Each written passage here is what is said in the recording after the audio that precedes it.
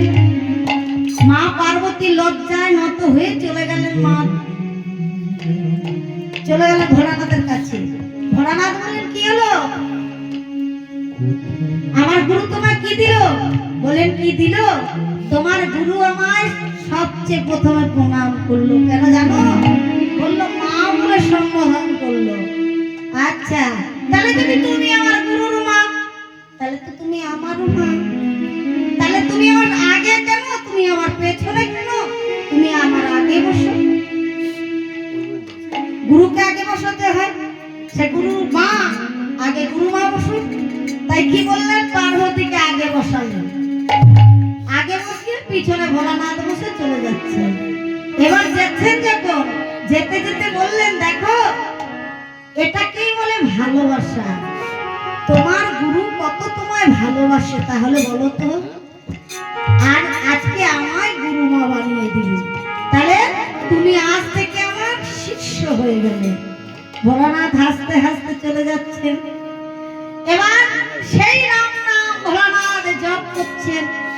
সেই রাম নাম যখন জপ করছেন, রাম নাম শুনে বলছেন, এবার আমাকে কেমন করে ভোলানাথের ধ্যান ভাঙাতে হবে? নারদ মনে মনে চিন্তা করছেন। নারদ তখন শিবের স্তব করতে লাগলেন। যেই না শিবের ধ্যান ভেঙে গেছে, বললেন, কি নারদ, এসো এসো এসো, আজ তোমায় দেখি অতি আনন্দ পেয়েছি। কেমন আনন্দ জানো? আজ দুই মাতালে এক জায়গায় হয়েছি। কেমন মাতাল? আমি পেলাম হে পরমানন্দ, আমি পেলাম হে পরমানন্দ, আমি পেলাম হে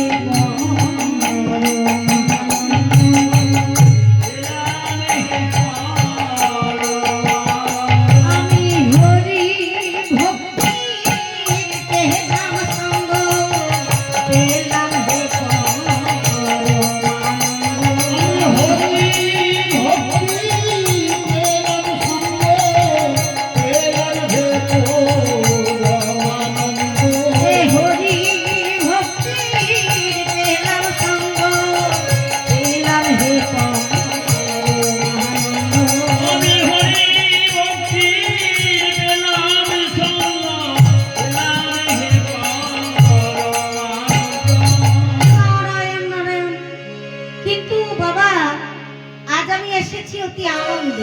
কিসের আনন্দ?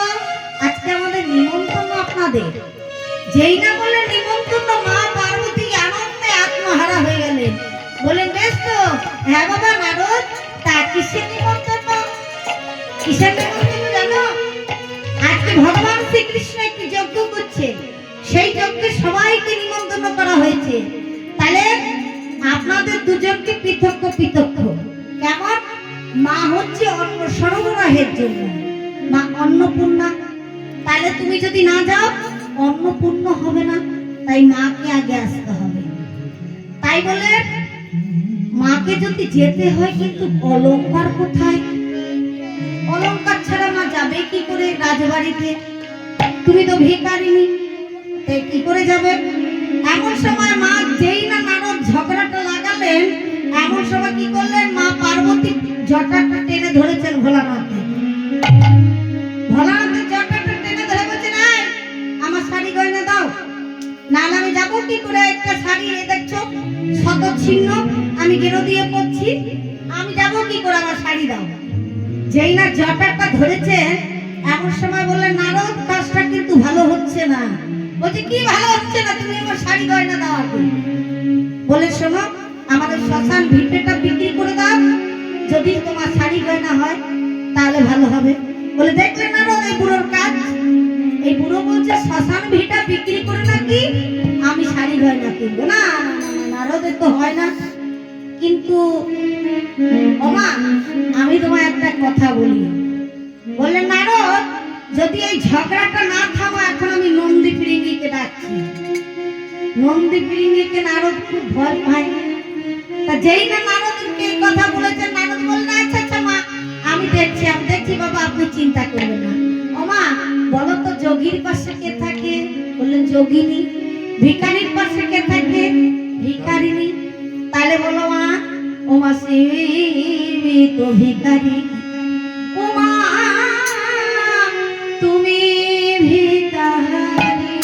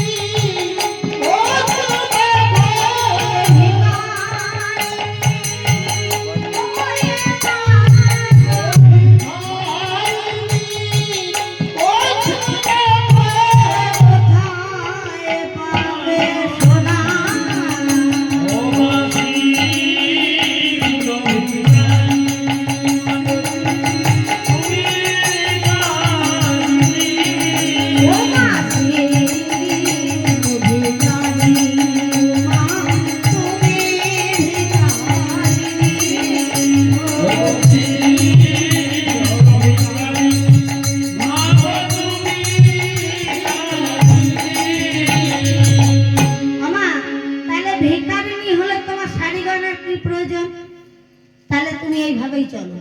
তা বললেন বেশ, তাহলে চলে গেলেন দুজনে। বিশ্ব আর সিংহে বসে চলে যাচ্ছেন। কে বিশ্বে বসেছেন?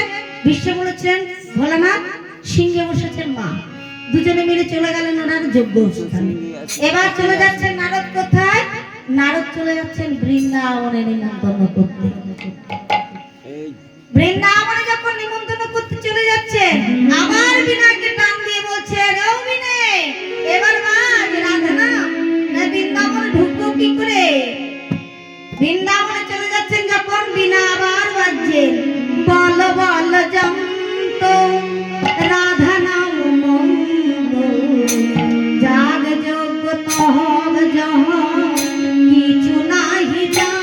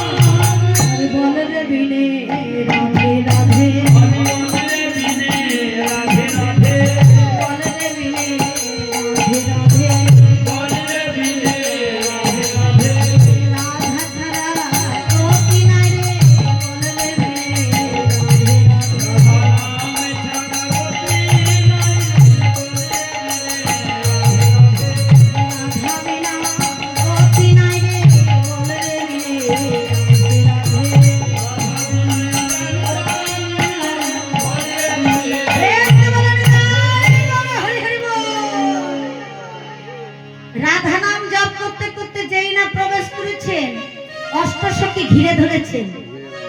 একই নারদ তুমি আবার এসেছো? বললেন হ্যাঁ। কেন এসেছি জানো? আজকে তোমাদের সুখবর নিয়ে এসেছি। সুখবর? বললেন হ্যাঁ, আজকে তোমাদের কানাই, তোমাদের কৃষ্ণ কেমন আছে বলো? হ্যাঁ, আমার কৃষ্ণ কেমন আছে? কেউ বলছে বলো আমার মাধব কেমন আছে? ওমা, 108টা নাম রেখেছিলেন না ভগবান শ্রীকৃষ্ণের, এক একজন এক একটা সখী নাম ধরে ধরে বলছেন আমার গোবিন্দ কেমন আছে। সবাই মিলে ঘিরে ধরেছে নারদকে। নারদ বললেন শোনো, কানাই তো ভালো আছে, সে তো রাজা হয়েছে, রাজ্য নিয়ে উপভোগ করছে, আর তোমাদেরকে নিমন্ত্রণ করে পাঠিয়েছে যে যেমন পারো ফুল নিয়ে চলে যেও গোবিন্দ সেবা করতে।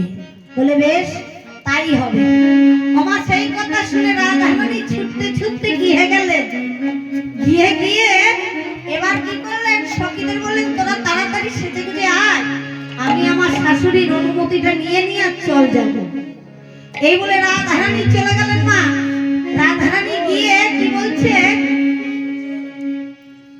রাধারানী সেজে গুজে যখন বেরোতে যাচ্ছেন, কুটিলা মাথা খুলে দাঁড়িয়েছেন। কুটিলা যখন পাতা গুলো দাঁড়িয়েছেন, বলে এই যে কোথায় যাচ্ছ মহারানী? মা, ঘরে যদি একটা ননদি থাকে কেমন হয় বলো তো? যদি ভালো ননদ হয় তো খুব মিষ্টি লাগে, তাই না? আর যদি ননদ হয় কুটিলা, তাহলে কেমন হয় বলো তো? সেই কুটিলা এসে বলছে এই যে সেজে গুজে কোথায় চললে মহারানী? বলে রাধে, তোমাকে যেতে দেওয়া হবে না। জুটিলা বললেন এত চিৎকার করে লাভ কি, আয়ানকে ডেকে দে না। যেই না আয়ান এসেছে, আয়ান বলে কি হলো রাধে, কোথায় চলে যাচ্ছ? তোমাকে এক পা যেতে দেবো না, তুমি কানার সঙ্গে মিলতে যাচ্ছ, তোমার এত বড় সাহস। যেই না মা সবাই মিলে বাধা দিয়েছে, রাধারানী আমার কালী মূর্তি ধারণ করেছে। যেই না কালী মূর্তি হয়ে দাঁড়িয়েছেন, এমন সময় আয়ান চরণ তলে বসে বসে পুজো করতে লাগলেন। ওম সর্বমঙ্গলে মঙ্গলে শিবে সর্বাতে সারিকে শরণ্যে স্তম্ভিতে গৌরী নারায়ণী নমস্তে কালী কপালিনী ভৈরববাদিনী হে মা চণ্ডী চণ্ডিকে চামুণ্ডায় নমঃ।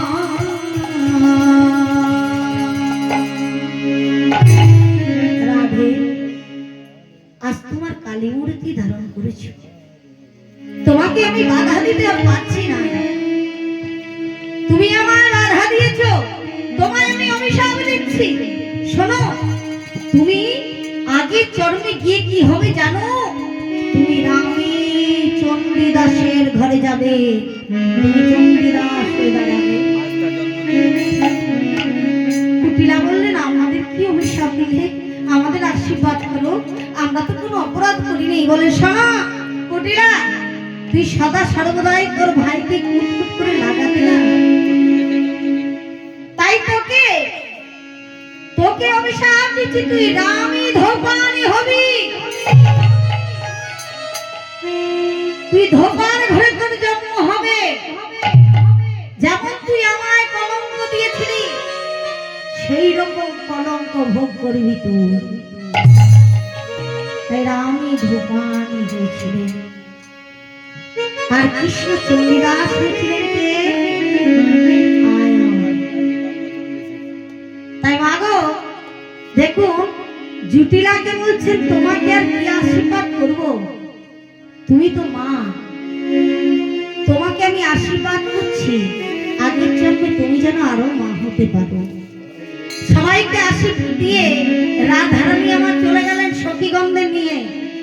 চলে গিয়ে কোথায় গেলেন না, সেই চতুর্থ দ্বারে গিয়ে দাঁড়িয়েছেন। চতুর্থ দ্বারে গিয়ে যেই না দাঁড়িয়েছেন, সবাই বলছে এই যে দ্বারটা খুলে দাও, আমরা যাবো। বলেন কে হে তোমরা গোয়ালিনীর দল, এই দ্বারে পার হওয়া যাবে না। বলেন কেন যাওয়া যাবে না? এই রাজা আমাদের 9টি দ্বার করেছে, এই দ্বারে যেতে গেলে রাজার অনুমতি চাই। যেই বলে রাজার অনুমতি চাই, বলে শোনা তোমাদের এত কম কিসের, যাও তোমাদের রাজাকে কি বলো, তোমার রাজার প্রেমের গুরু এসেছে, গুরু এসেছে, গুরু। রাজাকে কি বলে? গুরু এসেছে তোমার। এবার মনে করুন তো, গোয়ালিনীর দলকে দেখে গোয়ালিনীরা বলছে আমার গুরু। কৃষ্ণের গুরু বলেছেন যেই না, সেই প্রহরীরা সবাই হাসতে লাগলে। হ্যাঁ, এই গোয়ালিনীর দল বলছে কিনা গুরু, এ কি করে সম্ভব? বলছে শোনো, যদি দুঃসাহস না করতে চাও শিগগির গিয়ে খবর দাও, তোমাদের রাজাকে গিয়ে বলো তোমার গুরু এসেছে। এবার যখন রাধারানী বারবার বলছেন, বলেন তুমি আমাদের রাধারানীকে চেনো? সে যদি এখন অভিশাপ দেয় এখনই তুমি ভস্ম হয়ে যাবে, শিগগির যাও। তখন রাধারানী চতুর্থধারী যখন চিৎকার শুনছেন, কৃষ্ণ বলছে দাদা, চতুর্থধারী কাঁধে চিৎকার শোনা যায়, এত চিৎকার কিসে? দেখো না দাদা। গিয়ে দেখছেন বলরাম যে রাধারানী এসেছে। বলেন কানাই, রাধে এসেছেন। বলেন দ্বারটা খুলে দিতে বল। যেই না দ্বারটা খুলে দিতে বললেন, রাধারানীর সখীদের দিয়েছেন স্বর্ণ সিংহাসন। আমার যত দেবতারা এসেছিলেন সবাই মৃত্তিকায় বসেছেন, আর গোয়ালিনীদের দিলেন কি? স্বর্ণ সিংহাসন। এমন সময় ইন্দ্র চন্দ্র সবাই উঠে চলে যাচ্ছে রে কি? আমাদের জন্য মৃত্তিকা, আর এই গোয়ালিনী তো এদের জন্য স্বর্ণ সিংহাসন। এ ঠিক হলো। এমন সময় বলেন বেশ, ঠিক যদি না হয়েছে তাহলে কি করা যায়? দেবতারা সবাই উঠে চলে যাচ্ছেন না। দেবতারা যখন উঠে চলে যাচ্ছে, এমন সময় নারদ ঋষি বলছেন যে সবাই উঠে চলে গেল, ভোলানাথ তুমি বসে আছো। তখন ভোলানাথ কি বলছে? মা আমার মান অপমান দিয়ে সমান, মানে অপমান দিয়ে সমান,